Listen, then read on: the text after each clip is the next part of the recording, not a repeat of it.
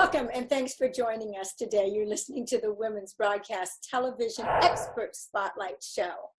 WBTVN is the all-women's internet television station where content is created by women and for women. And today joining us on our WBTVN Expert Spotlight Show is our guest, and she's amazing. Let me tell you a little bit about her. So, Rachelle Caco is the founder of Powerfully Chic. I like anything but chic, of course. Award-winning certified life coach and relationship success coach. She's a keynote speaker and trained facilitator. Rachelle, thank you so much for being on the show today. Thank you for having me, Shay. I'm excited to be here. Well, we're excited to have you, and I know that you have just an amazing story to really share. Because, I mean, every time I hear it, I'm like, at 14 years old, you did what? You know, just amazing. So tell us a little bit about growing up and what got you to where you are today. Right. So, wow, long journey to get me where I'm at, and I feel like I'm just beginning at the same time. So I grew up in Southern California. I'm first generation Filipino American. And if you know anything about Filipinos, we are a very tight-knit family. And being a first generation Filipino American, I felt like I was kind of learning new things. You know, we had our strong family ties, our strong Filipino culture, and also living in America. So adapting the American way and, you know, feeling Americanized per se. But with that, you know, I grew up in a really close family, close to both sides of my family, mom and dad's side. And my parents divorced when I was in third grade.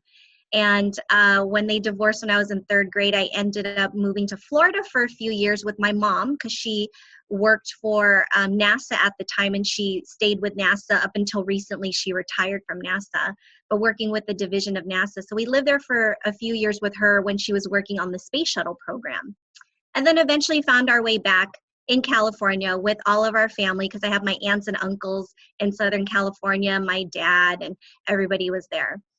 But anyway, so what ended up happening was when I graduated from high school, I went to college in San Diego. And I started to get interested in like successful thinking and successful mindsets. And I was introduced to some classes that were about personal development and personal growth in that particular industry. And what I realized was when I was learning there, I wasn't necessarily getting in large doses while I was in college. So I felt like it was very complementary to what I was learning in my formal education, and then also successful mindset and things like that. So I really delved into that, and I really took a liking to the things I was learning in the personal development industry when I was in college.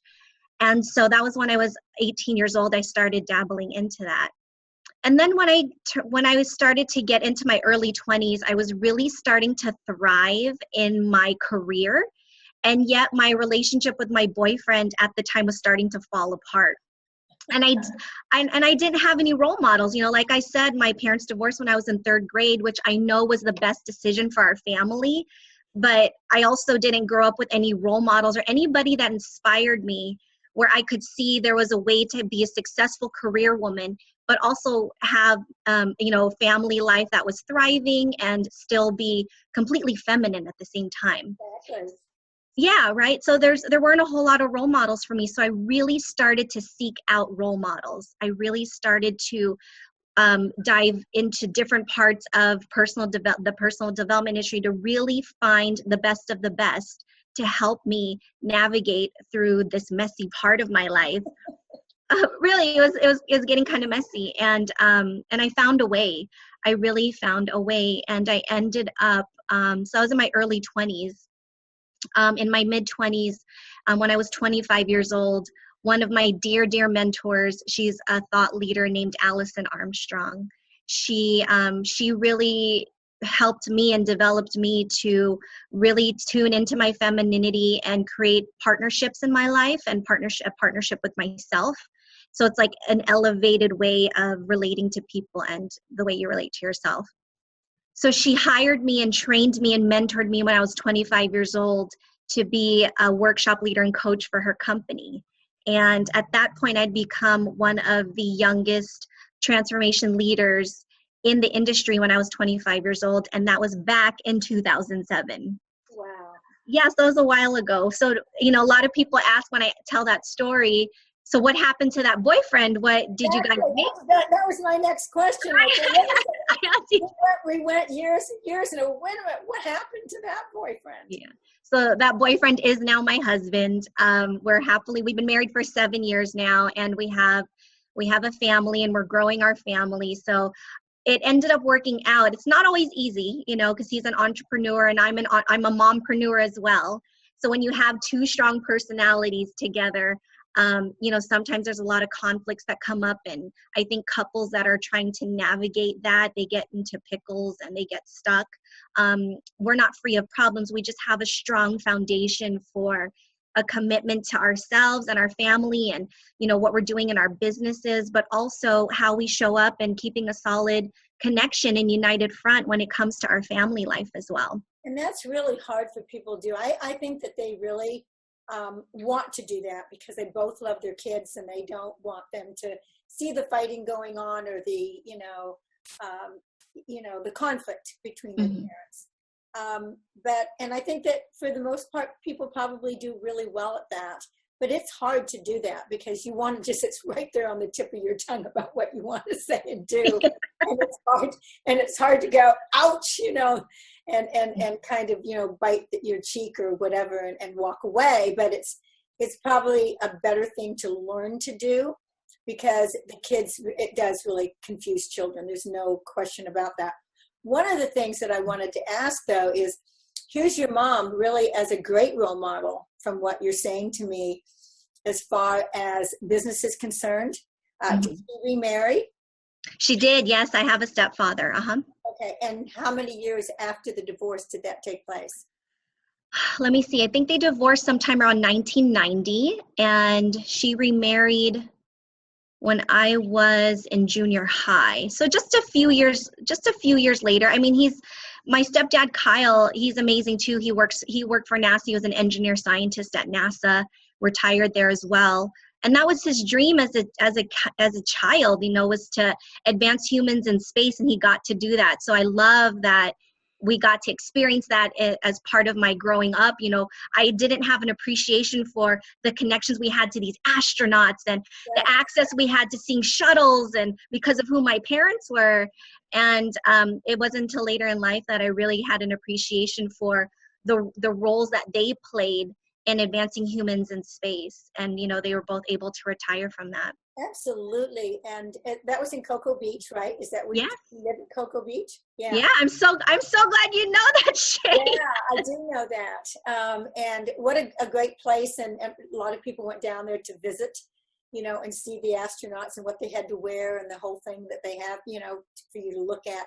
And it really was, outstanding from the standpoint of think, how could you even walk in some of those, outfits that they had to put on, and craziness, but all good things. And I hope actually that we see more of that traditional and doing more so that we can learn more about space and other planets and things like that, because I think that's important in our life. Right. And I know that that's been put on hold for a long time, but right. Hopefully at some point in time, I hope it gets opened up again. So, because I think there's still so much to gather information about and to learn from. But Cocoa Beach is a great place. And so. I lived in Cocoa Beach with my mom for just a few years, maybe about 4 years we lived there. And then we moved back to California to live with my father. And my father also had remarried. And, my grandmother was there. So the great thing about what we had was, even though from junior high on, I stayed with my father, and our family, my mom's side of the family was so close. They were 10, 15 minutes away. So I always had family around no matter what. And because of the job that my mom had with NASA, and so it's like she was able to travel to California, to the divisions in California that she was working with 3, 4, 5 times a year. So it wasn't there wasn't really any separation. It's just, we knew that as our life, there wasn't anything weird about it. It was, we still were surrounded by so much family. Never felt like we were lacking in a sense, Well, family comes first, right? Yes. Listen, the telephone rang the other day and my son said to me, "Hey mom," or he actually sent me a text, I should say, "Can you come at 8 something this morning? Because we need you to watch the kids." I go, I only had like about 20 million things on my thing. And I sent him a text back and said, "Of course." Yeah, that's what you do. Right. I'm like, I don't know how to do it. But those are the things that you do. And those are the things that keep you from having regrets, because family does come first and you can't just give lip service to it. You really have to make it work. So yes, right, of course. Right. Of course I'll be there. Yes, so exactly. I want to talk to you a little bit about being the founder of Powerfully Chic. I like anything chic. You heard me say that. So how did you come up with this, and what's that brand all about? Yeah, so I created Powerfully Chic because when I was leading workshops and coaching people from around the world, I led thousands and thousands of workshops for the last 10, 11 years. And my attendees were women. And so I come across so many women from all kinds of cultures and backgrounds, and I was teaching them about how to really tap into their femininity, strength in their femininity, their unique expression of it, and using that and being in partnership with themselves, but also with the men in their lives. So it was really, about understanding men was the workshop that I was teaching and coaching women on and supporting them. And I had worked for various companies as well in the personal development industry. So whenever I go on these workshops, there was always a handful of people that would say, there's only one of you and there's so many of us. How do we get more access to you? Or sometimes they'd want to learn what I was teaching, but they couldn't make it in a physical workshop, right? They couldn't figure out the travel or whatnot. And so every time I'd leave a city and every time I'd lead a workshop, my heart would break just a little bit for the women that I could not reach, for the women that I couldn't have access to me because of travel limitations or because there's only one me and my time is extremely limited. Exactly. So I created Powerfully Chic for women to have easier access to me in a one-stop shop.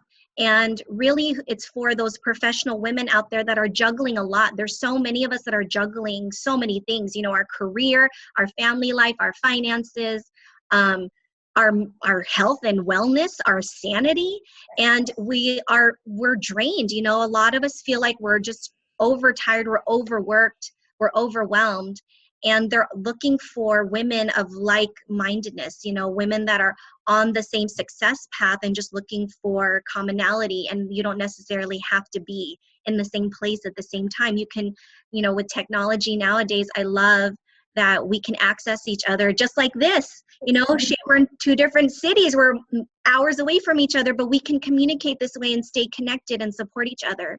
So I created Powerfully Chic as a one-stop shop for professional women to get really good content and challenges and access to me around feminine leadership and understanding men and elevating their relationships to power partnerships, because those are the things I specialize in. And I've been able to do that, and I bring in my mentors, I bring in my friends and my celebrity clients sometimes to really interact with them and support them in what they're up to in life. Yeah. You know what, I can't help but kind of like be sitting here and hearing about and learning, how to deal with men. I mean, that is a book or a few books, just, in itself. Mm-hmm. And so I just have to ask the question, what is that whole segment really about? Sure. It's really about having an understanding and a respect for how we're designed differently on purpose, that it's not against each other. It's not, we're not doing things to upset men on purpose, and they're not doing things to upset us on purpose. Like, what if we're designed differently on purpose and we were designed to complement each other, to be complementary?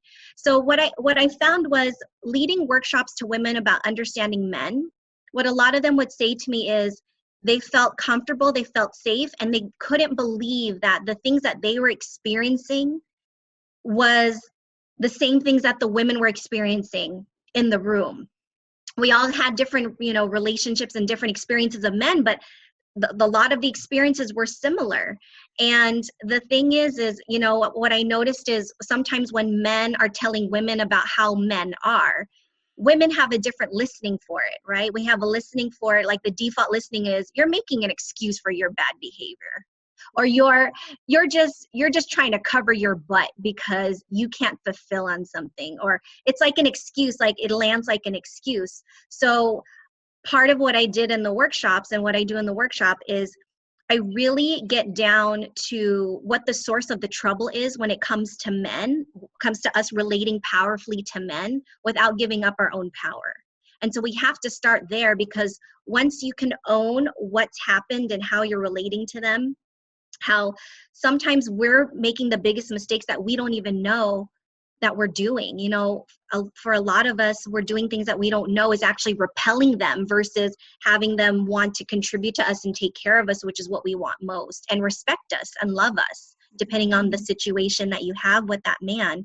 That's what we're mostly looking for, is to be loved, respected, and cared for by the men in our lives without giving up our own power, without being this damsel in distress. How can you do that powerfully as the strong woman that you are and empower the men in your life? And that's what that was about. Yeah, and I think it's also about the emotional side of things and how women really respond. Where guys are concerned, I'm just going to throw this in, depending upon your age, it's either you're having your period, you're in menopause. I mean, they're going to walk away from that. They're going to give you that excuse. Mm-hmm. But it's not easy, and not all men are created the same, and not all women are created the same. And you bring masses of people together with different opinions and different views, and just even being brought up differently. Mm-hmm.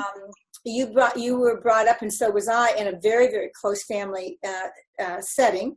Not having so much of all my family around me, but always being told that family comes first, and certainly where my siblings were concerned and that kind of thing. But the truth of the matter is that you don't always get an opportunity to really experience it unless you're really living it. Mm-hmm. And so I think that, I think all of those experiences actually help us to, form certain views that set well with some people, but not with all people. Mm-hmm. And I think that it's important to kind of try to meet somebody where they are, mm-hmm. and try to figure out, what is this partnership? How can we work together? How can we make a win-win situation, out of it, especially within a marriage situation? Because right. I don't care how compatible you are or whatever, everybody's got a different opinion, a different approach about how they want to, to do it. And I don't know that I think it's so much the difference between men and women, mm-hmm. as it really is in what each person's values are and what they consider to be important and what they consider not to be as important as maybe you might think it is. Right. I get it.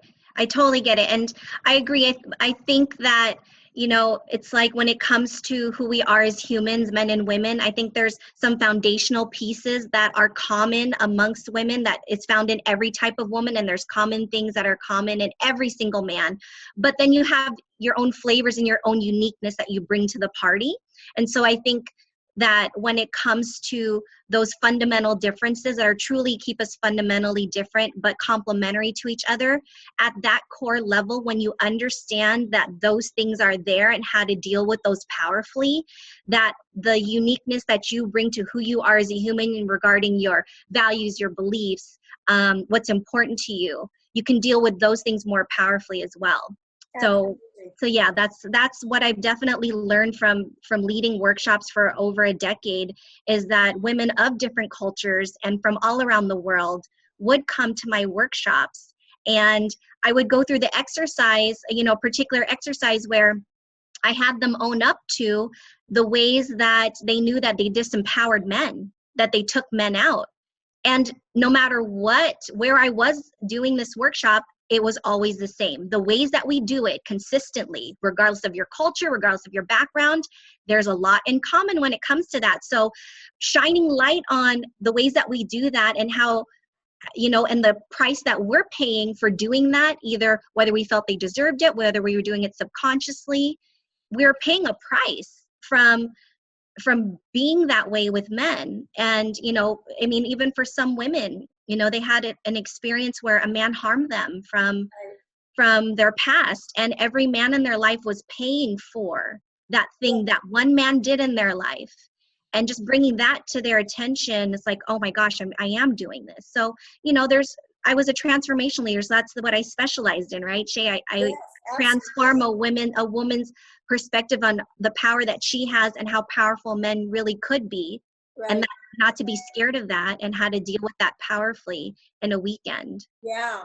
And I can't help but to sit here and think about the many divorces and the price that either the male or female in that relationship pays for the ex.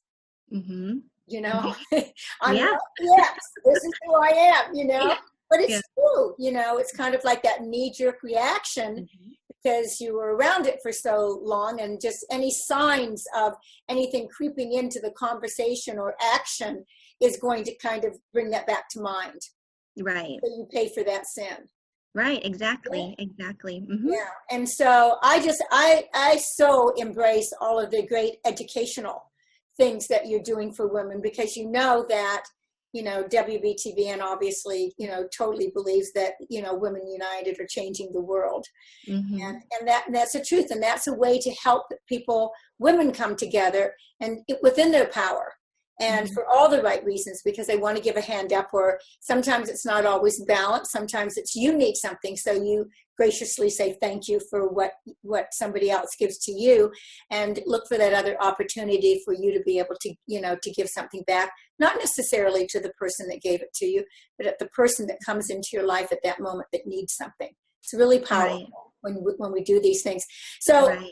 I know that you are an award-winning, certified life and relationship, success coach. Do you do this also not just within the workshops, but like one-on-one or small groups, that kind of thing on coaching?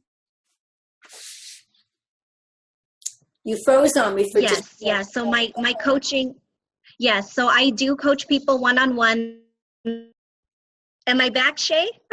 Yeah, well, I can hear you, but you're kind of frozen, but we can hear what you have to say. So here you are. Yes, you're doing good. Okay. Yeah, you're fine. So you do that with one-on-one and small groups? Is my connection back and better? Yeah, you're great. Yes. So I started. Can you hear me okay, Shay? Yeah, I can, hon. Go ahead. Shay, it's Rachelle here. Okay. Can you see me okay? Because you froze on my end. Yeah, I can see you. You're fine. Okay, great. So yes, I started out doing one-on-one coaching, and that's where I started to build a lot of, it's mostly been through referral, or they've been in my workshops. And, one of the ways that we got connected was because of my clients that were attending, the classes or the events that we've been to in Hollywood, and my celebrity clients. So that's one way that we connected, and I'm so glad to be connected. Oh, me too. It was a blessing. I feel the same way. It's been a blessing since you've been in my life. And then also from recently, I started doing more group coaching, and I do group coaching in Powerfully Chic. But what I say is, for the people that are interested in the group coaching, you really need to have your big girl panties on, because we really are committed to creating a coach. Myself and my coaching staff, we're really committed to creating a coaching plan that really is going to elevate you and help you embrace a powerfully chic life, and that's unique to you. So I do the group coaching, which is a reduced rate than what you would get on one-on-one coaching. But the group coaching aspect, a lot of them do one-on-one coaching with us anyway, because they still need that one-on-one attention. But when you're in a group setting, what I love about a group setting is that the issues or the things that you might be struggling with, and the way that we coach one person on how to get through that powerfully, it's a contribution to everybody in the group. right? Yeah, somebody yeah, else is thinking that same way and would like to, want to hear that answer to that, and they probably were thinking about, asking it. So right, that's what right. that's what I love about groups, though, and small groups, big groups, it doesn't really make any difference, and they kind of are a little bit different because it does allow smaller groups to ask more questions and to get more clarity on some of the things that they need to make some changes in their life, to move on to that different level that they want to get to. And it's so empowering to be able to do that, to realize that you're not alone out there. Mm-hmm. There's other people going through the same, challenges that you're going through. But my biggest thing is I love the big panty, things that you just said. I always say put those, big ladies, pants on and let's grow up and get rid of all the jealousies and all the other things, and let's really be the leaders in leadership that we really are meant to be. And that's exactly what you are doing for so many people across the country. And you also are a keynote speaker, and you talk about these things that you shared with us today. And you really, give, great points on how to go about and to achieve what that really should be feeling like and what it should look like to you. Right, right. So one of my things that I think I specialize in, Shay, and what people have told me is that I can really simplify and make something very simple that seems complicated and give you proven tools that actually work. So one of the things that I provide as like a keynote speaker is that I think sometimes some keynote speakers or some people out there, they give these general ideas, the way to be successful is to surround yourself with successful people, or the way, like they give these general ideas, but no one tells you how. No one tells you find these successful right? people. Who are they? What, can I find them, please? So, but nobody tells you how, and nobody gives you, not nobody, but just not very many people will give you the tools or some ways to navigate through that. They give you these general ideas and get you pumped up and motivated, but not really the how-tos or some things to consider and implement in your life to truly do that. And so that's what I do, and that's what I do in Powerfully Chic. That's what I do whenever I speak in front of a group, is I may tell a story about myself. I may tell a story about some clients, an idea or a thought that you might want to consider, but also how do you integrate that successfully? How do you really get to the core of changing the inner works for yourself so that you can make things happen out in your life that's in alignment with what makes you happy and, experiencing maximum levels of success and happiness? How do you do that? It's really all about the how, isn't it? Because the when and where and all of those things are going to just fall into place. But it's like all of a sudden, I have literally been at some conferences, and the person is so inspirational, and I'm like, yes. And then, when that's over with, I go, how do I do that? How, I want to, but I don't know what the tools are, or what's the next step? We didn't cover that one. Wait a second, don't leave yet. Come on back. I want to ask this. Yeah. Right. But it's so true. And it is really good to have people that can inspire you, that really make your heart beat for all the right reasons, and that really make you kind of like run out of there and just, put it all together. But you need tools and you need guides to be able to help you to do that. And that's not as easy as you think it is. And when somebody walks away from your keynote or your speaking platform, they're going to have the tools that are going to be able to implement all the things that they want to do. Right. And at minimum, they have a simple tool that they can just access at any moment whenever they find themselves in a sticky situation or need it. They have an instant tool that they'll remember, oh yeah, Rachelle said, and I'm going to try that on. And it's really simple. I mean, I love it anytime that I bump into somebody that said, hey, I saw you at this event, and what you told me, the tool that you gave me that's about effective communication with men, it totally works. It works with my husband. It works with the men at work. And I just want to thank you for that. A woman just told me that recently, and just a couple weeks ago, and I saw her in November when I spoke at an event in November, which was, 6 months ago, more than that. And it's like, that's what makes my heart sing, is knowing that how I can simplify these things and give them tools is really making a difference for them. Because it's not for me, it's really for the women that I come across and, the community that I'm building. It's really about that. And I think that we share that if we get off of a stage and we've touched one heart that will make a difference in their lives, you've done your job.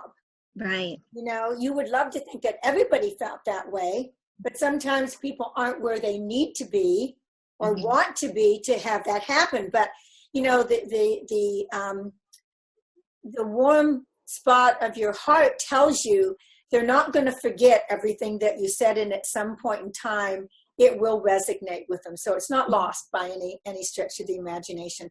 You have given us so many, great things today, which I am so, heartfully grateful for.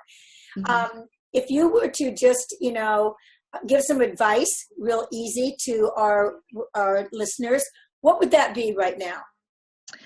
Yeah, so the thing that I want to leave the listeners with is, as you go through your life, whatever dreams you're fulfilling, whatever ambitions you have, any new roles you're going to take on, there's always going to be that little voice in your head that's going to tell you you're not enough, you're too much of something, you're not going to make it, right? We all have that voice. And I call that voice the ideal woman, because we all have this ideal woman that we compare ourselves to. And the funny thing is we all have the ideal woman's voice in our head. She's always telling us those things, like I said, where you're not good enough, where you're too much of something, where you're not being perfect. She has you striving for a level of perfection that is impossible. Exactly. And she's always telling you we all have her, right, Shay? We all have her. And I like to call her the ideal woman because at least you can name her. Yes. And you can identify what she says and when she says it. And the thing is, ladies, if you think about this, we all have this ideal woman that we compare ourselves to at every moment and every day, and she always has something to say. And she doesn't even exist. Meaning that she doesn't have a birth certificate. Right. And we give this ideal woman voice and this ideal woman so much power. And when we give her so much power and she gets really loud, it means that she's taking the lead in our life and we're no longer leading our lives. Right. So what I always recommend to women is identify what the ideal woman says, how she says it, so that you can learn to discredit her, because she's not going to go away. She wants to keep you comfortable. She wants to keep you at this level of comfort, right? And so, whenever you're taking on a new role, whenever you're doing something different, whenever you're doing something of the same and you're not doing it that well, she's always going to have something to say. Yeah. She doesn't go away. But we also allow that. We allow that because we keep, we're so used to hearing it that we just accept it as the truth, when in fact it couldn't be further from the truth. Right. And that's what we really need to get to be. I usually say I don't do that to myself anymore, because every now and then my husband will, so I don't have to worry. Yeah. He doesn't really. I just thought. Yeah, you're so funny, Shay. Yeah, and so once you can powerfully identify the ideal woman, what she says, how she says it, her volume, because typically she gets really loud in an area where you're not getting something you need. Exactly. It's usually in the area of self-care. Like when she's getting really loud, it usually means, okay, I need something right now to take care of myself so I can deal with this situation powerfully. And it's usually, honestly, sometimes like taking a breath or drinking water or stepping away for a moment, or, something as simple as eating or going pee, because we really wait till the last possible moment to take care of ourselves. We do it instinctually without thinking about it, right? Yeah. We give too much power to those that don't really exist, and to words that don't serve us and that we don't need to listen to. And I often thought for years, when do you get to the point where you actually can just set down these heavy bricks that you're carrying, or stones, or whatever it happens to be, and allow yourself to be free to really become. Because it's when you let things go free, that's when you really own it, right? Mm-hmm. And so when do we get to the point that we do that for ourselves? And Right. I love all the things that you do. I want to thank you from the bottom of my heart for coming on our show as our expert spotlight guest. And I definitely want to thank you, the audience, for coming in and joining us today, as always. And remember, don't always listen to all those thoughts that come into your mind. Just, you can fly them away, as you hear me say all the time, and think more positive, because as you do that and you allow that, you become that. So remember, what we think is who we are. So make it positive. Thank you so much for being on the show today, and we'll hope that you come back again. Oh my gosh, yes, anytime, Shay. Just let me know. Thank you for having me. Thank you, everybody, for tuning in. Thanks. Until the next time, you guys, take care. Bye-bye now.